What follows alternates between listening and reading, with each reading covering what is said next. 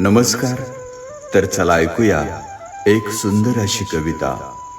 कवितेचं नाव आहे मी कुणाला कळलो नाही आणि कवी आहेत सुरेश भट.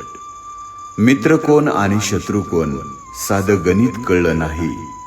नाही भेटला कोण असा ज्याने मला छळलं नाही. सुगंध सारा वाटीत गेलो मी कधीच दरवळलो नाही. ऋतू नाही असा कोणता ज्यात मी होरपळलो नाही. केला सामना वादळाशी त्याच्यापासून पळालो नाही. सामोरा गेलो संकटांना त्यांना पाहून वळलो नाही. पचवून टाकले दुःख सारे कधीच मी हळहळलो नाही.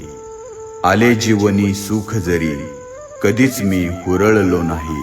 कधी ना सोडली कास सत्याची खोट्यात कधीच मळलो नाही. रुसून राहिले माझ्या अगदी जवळचेच पण मी कुणालाच कळलो नाही. मी कुणाला कळलोच नाही.